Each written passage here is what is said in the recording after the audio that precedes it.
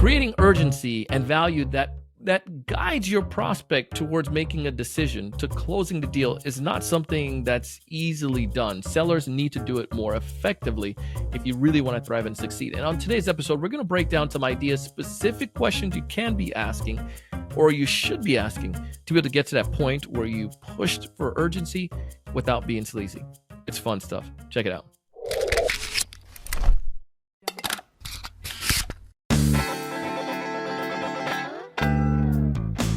Hey, everyone. Welcome to another great episode of the Sales Evangelist podcast. I'm your host, Donald C. Kelly, the Sales Evangelist. And I'm so excited for another great episode. I am so excited to be here with you today. And on this episode, my fantastic guest is L'areal Lipkins. She runs an organization called Lipkins Consulting Group, and you can find more details in the show notes below.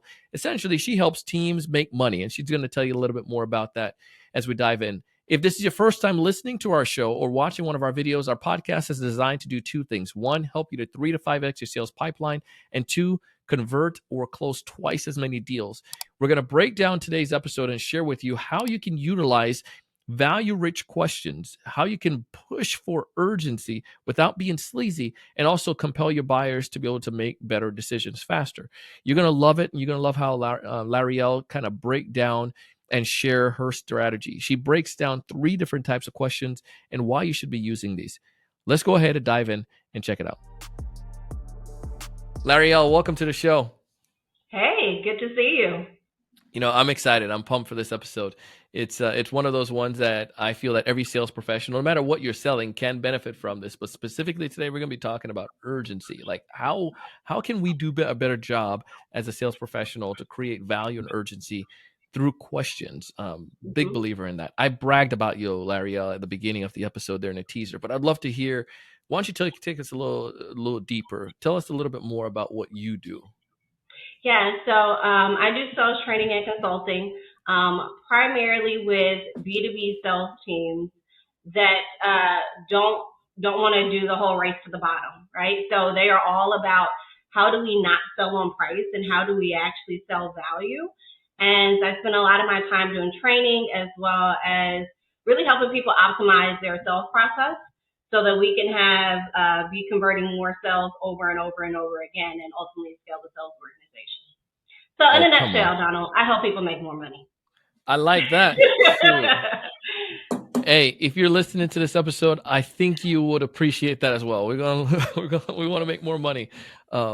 And what I love about your experience and your background is that it's not just like surface level stuff like, hey, we're going to help you, say we're going to help you make money, but your background proves it. And also some of the things that you shared here, you're going deeper into optimizing sales processes and helping them to be able to not just to know this is how I do it, but why behind it. And I just love that from you. So I'm going to put a link down in the show notes so folks can get connected to you if they're looking to make more money as well. So yeah, absolutely. And I think I want to highlight one of the things that you said, right? Because there's the tactical side to selling, right? And strategies and tactics. And we'll talk about that today and some of those things. But one of the things that you hinted at is the process side, right? Which is when I look at high performing salespeople and high performing sales teams, it isn't that they always have the best product or even the best pricing or even the best people. It's really they tend to have high-performing sales processes.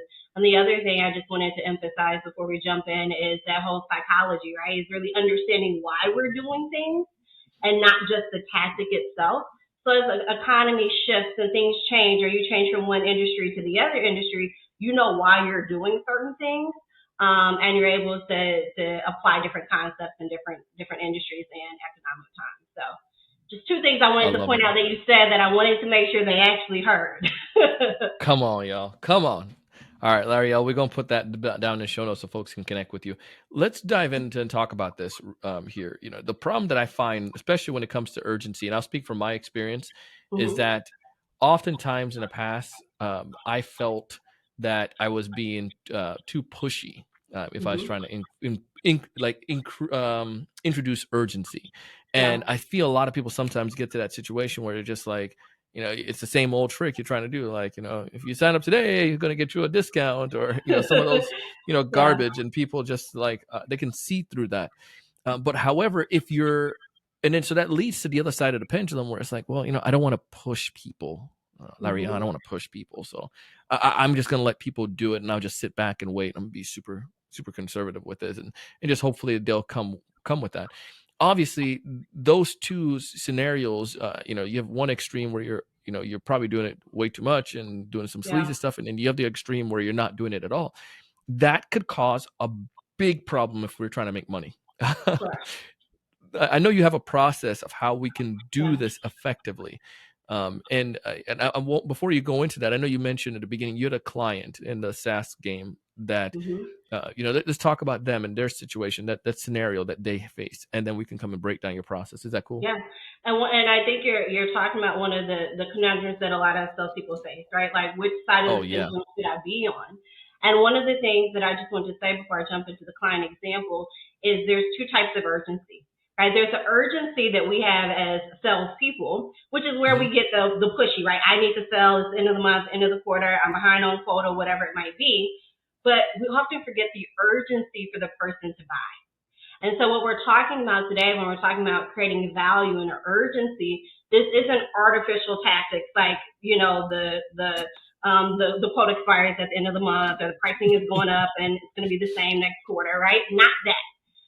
It's really urgency in helping the prospect understand this situation is important enough for me to actually fix it now.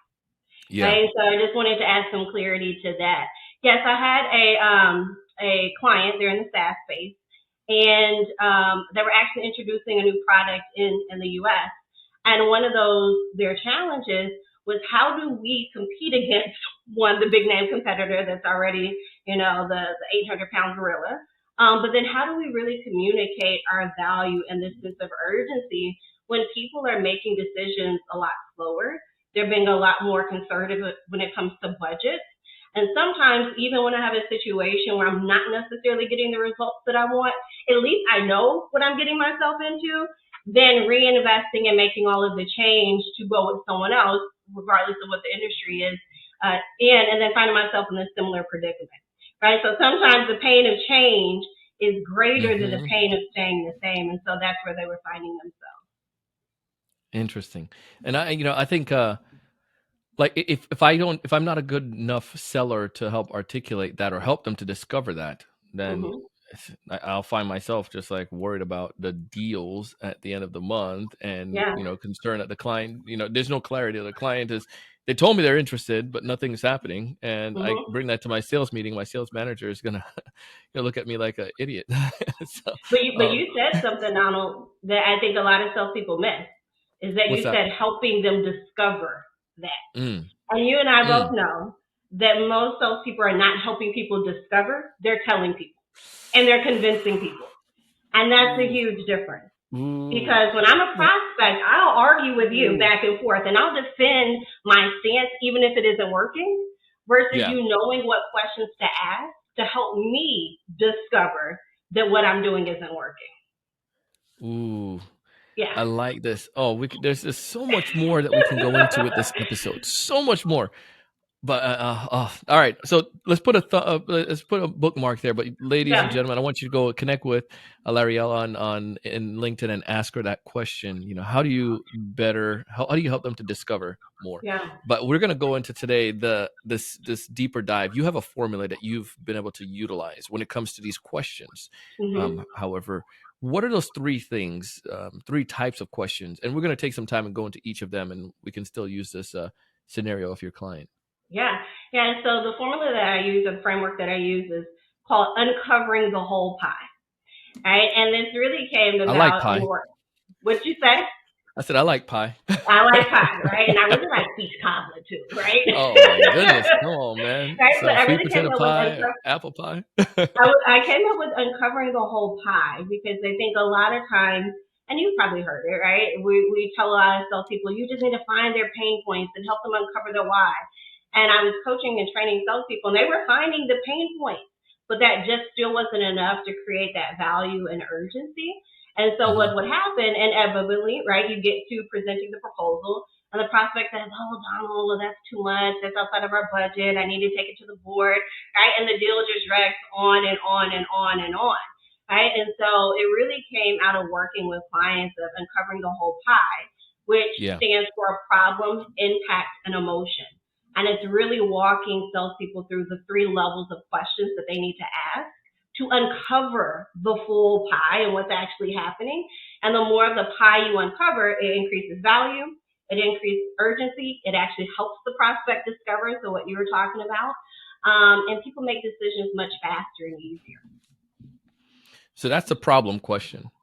Sorry, that was the first. The first one is problem questions on that whole pie.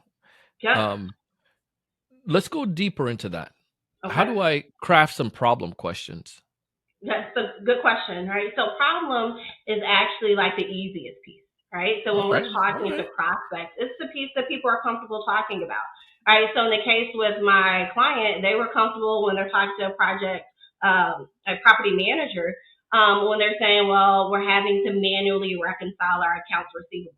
Okay, great, right? That's the problem. Now, the problem with the problem is that that's where most salespeople stop. Right? When I talk to salespeople, they're like, I love to solve problems. That's great. But we all have problems we're not going to pay enough. We're not going to pay because they're not big enough to actually can solve. You repeat that for the people in the back one more time? What's that? Yes, we all have problems that are not big enough for us to pay to actually solve. So that is level one, is finding the problem. And I find the majority of salespeople, and I would say 80% of salespeople, sell at the problem level. And when you sell at problem, right, like, oh, we have a better software, we have a better pricing, we ship on time, our turnarounds are faster, and that's just solving the problem, then you become a commodity. And when I'm making a decision on commodity, the only thing I care about is who can do it cheaper. Yes. And so that is where 80% of the people stop. You want to start at problems to get people talking, but you don't want to sell at the problem level. I love that. Let's go into a deeper example with them. Yeah. What would be a good question, a problem question that we can utilize? Yeah, so I give you a couple, and they're simple, right? This is the thing. Sometimes the best questions are the most simple, right? So a good one would be, tell me about that, right? So you're telling me about what's going on. Like I say, hey, Donald, tell me a little bit more about that, or walk me through what that actually looks like. And what I love about this question is it opens the door, and it doesn't feel like I'm leading people down a particular path.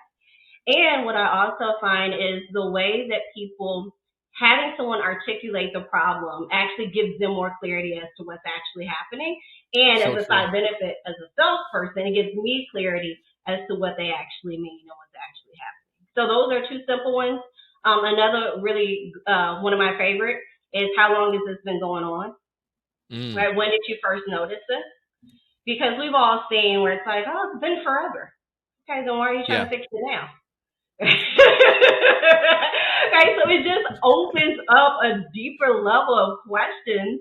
Or the flip side, hey, it just started last week. Okay, well, what happened last week where all of a sudden this became a problem? Right, and it's just really being curious about the problem, but not staying there. Yeah. All right, so we got a problem. We understand the problem. Now it comes down to the next phase. What's step 2 in this formula? Right, so step 2 are impact questions. Right, so I said about 80% of salespeople start selling at the problem level. Another 10% can get to the impact questions. And impact questions are questions about how it's impacting the team, the organization, the company, the association, right? And it tends to be external. All right, so in the case of my client, where they're saying the problem is we're having to reconcile these things manually, well, the impact is it's taking longer. It's opening them up to financial risk. There's redundancies. There's a time that we're spending doing X, reconciling when we should be doing Y. It's preventing them from being able to scale, right? So when I was talking to my client and they were saying, well, we don't know how to compete. It's like, well, what questions are we asking around these? And there's 6 kind of core areas when we look at impact. What questions are we asking around these? And they all kind of like looked at each other because they were talking about being the latest, greatest, best. When we really needed to be thinking about what's the ripple effect of them doing things the way that they're doing it now. And that's the level where we start to create value once we can get to some impact. Why do you feel sellers, besides the fact that they got the pain, are there any other reasons why you've discovered that they don't ask impact questions? Quite well. There's a number. Quite honestly, I don't think most sales organizations or sales leaders teach their people how to ask good questions. I think we Mm. assume that because we're asking a question, that it is a high quality question. But you and I both know that the quality of the answer is 100% correlated to the quality of the question. And so So a true. lot of times when I'm listening to sales calls, salespeople are asking the same question that their competitor is asking, which means they're not getting any more information than their competitor is getting. Right? So I think it's a lack of training and lack of information. And number two, quite honestly, I think the people we typically hire in sales love to Yeah. talk. And we don't teach them how to leverage what it is that they want to say and put it in the form of a question, and that they actually create value not based on the information that they're giving, but on the information that they're getting. Can you give me an example of that? Maybe something that you use for your business. Pretend I'm one of your potential clients. Yeah. So what I tend to say is listen to your sales calls and figure out where you go monologue mode. We all have a place where we go monologue mode, right? Where we dominate the conversation. And I say that is the perfect place that you want to stop and insert a question instead of telling somebody something. Right? So a great example, like even in my own world, one of the things that we do when we're working with a corporate sales team and we're doing like a retainer deal is we evaluate the team. We do a sales evaluation before we come in and do training. Well, when most people reach out to me, Donald, they're not interested in evaluating their team, right? They just want to train them, fix them. We got numbers to hit. And so I used to spend a lot of time trying to convince people that they needed to evaluate their people before we do training. And that was not a battle that I wanted to fight anymore, right? So that's a perfect question for me to say, hey, Donald, before we invest 6 months to a year and tons of money at training people, do you think it would make sense to evaluate them? And if so, what do you think we might find? Oh, come on. That last Right? part. Oh, my goodness. What do you Right? think we So, might find? yeah, what do you think I might Shoot. find? Right? And then now they're like, well, I think you might find that. All right, well, how do we confirm that before we Ooh. invest 6 to 12 months of our time and spend our time training the wrong people? Yeah. Right? And so, but again, the people who ask the best questions, not only that, let me back up. I think people forget that the person who's asking questions on a sales call is the person controlling the conversation.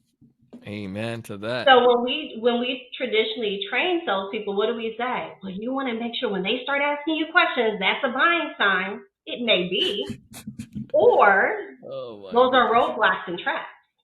Yeah. And so what I find is that the salesperson isn't asking a lot of questions. It's coming from the prospect, and the prospect, unbeknownst to the salesperson, is actually controlling the conversation. Right? Yep. And so I teach salespeople we want to be controlling the conversation and helping the prospect get more clarity by asking really good questions. Let's go on that. I love it. So we got the problem question. We have the impact question. What's the next question we should be asking? Yeah, the third level of questions, and this is where the last 10% of like elite salespeople really live, are the emotion questions. And when I talk about emotion, that can look like a couple different ways. It may actually be them sharing some emotion of, hey, Donna, I'm so frustrated by this, or I'm so overwhelmed or tired or sick and tired of XYZ.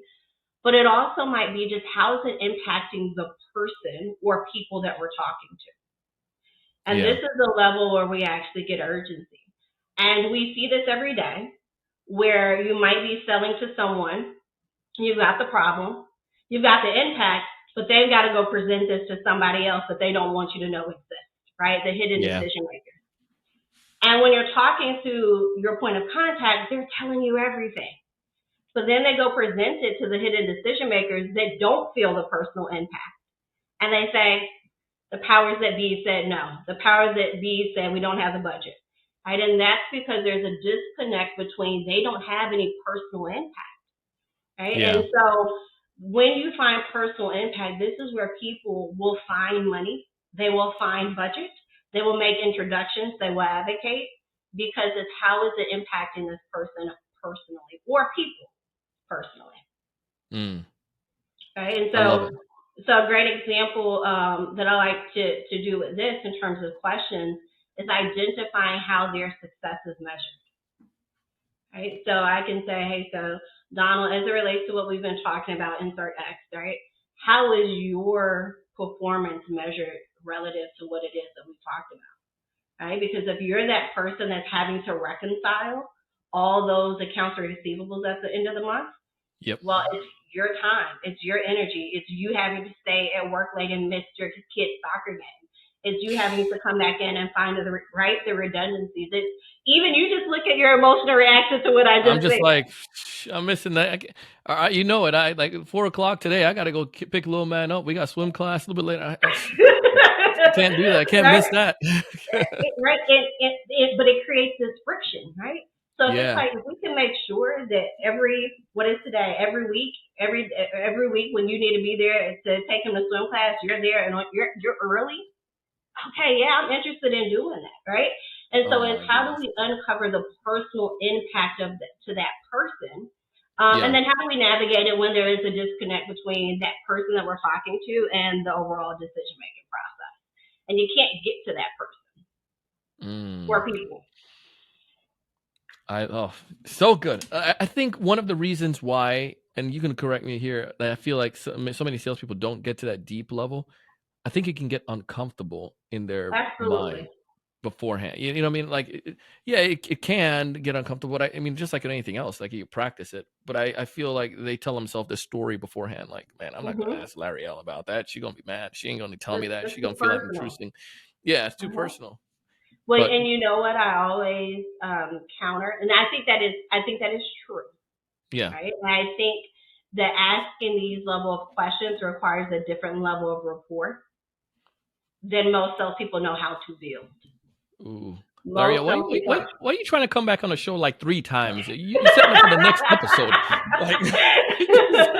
Right? You know, most salespeople are so superficial with their rapport that they haven't earned the right to ask those questions. Right? I think the second thing is they haven't set expectations at the beginning of the call. To say, hey, Donald, I know that you and I, talk via email, but before we jump in, I show you all, my widget. I would really like to better understand your business, what's working, what's not working, so that when I present what it is that we have, one, you can make sure that it's a fit, and then I can make sure it's a fit, and we know exactly what it is that we need to focus on. Right? Setting up, like I teach a whole process we call the setup of your call. So the person knows I'm going to be asking you questions and you want me to be asking you questions. Where I think a lot of salespeople just jump in and ask a couple questions and they don't have enough rapport and haven't set clear expectations to dive deeper. Yeah. Oh my goodness. Come on. Love this. So good. L'Areal, listen, this is awesome stuff here. If folks are listening and they're interested in your ideas, helping them make money, and they want to stay in touch with you, they want to practice this formula to get more insights from you, what's the best way for them to go about doing so? Yeah, well, there's a couple ways. One would be connecting with me on LinkedIn to continue the conversation. A second way, and I know that you're going to be dropping it in the show notes, that specifically for your audience, we have a special gift where I've already taken 20 of my favorite pie questions, and they're going to be able to download that for free. And from there, they can customize it to fit their own world and their own sales environment. And then the third way is I have a brand new book called What Top Performing Salespeople Do Different. Right? And so it goes into a deeper dive. This is asking questions is one of the things that top performing salespeople do different, but there's 9 other things that we talk about in that book that high performers do on a consistent basis. So it doesn't matter when the economy shifts. It doesn't matter when there's a supply chain issue. They're still able to succeed, right? And it isn't a matter of luck or based on industry. It's really based on consistent habits and mindsets that they have in place. Oh my goodness. I love it.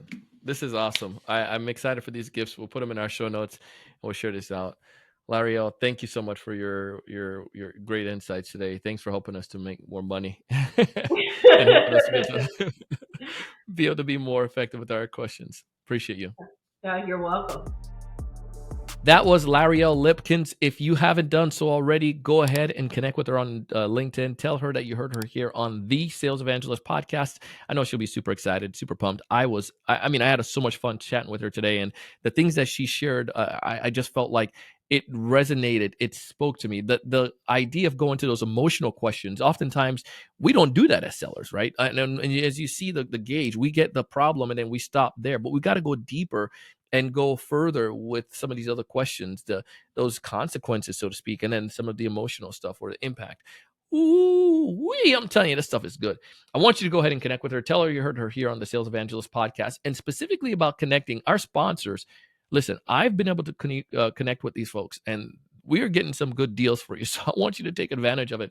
Go to our sponsors, take advantage of those offers, utilize them so you can find the best benefit. I'm not going to bring you stuff that I don't feel is not going to help you. So I really want to help you and want you to thrive. So find more details about that and check it all out in the show notes. As always, this podcast is to help you close twice as many deals, and we want you to build your pipeline, 3 to 5x that sales pipeline. And all of our content is going to do that.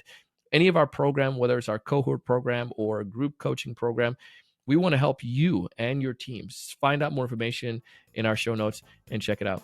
As always, I want you to raise your level of thinking and go out and do big things. Thanks so much for watching.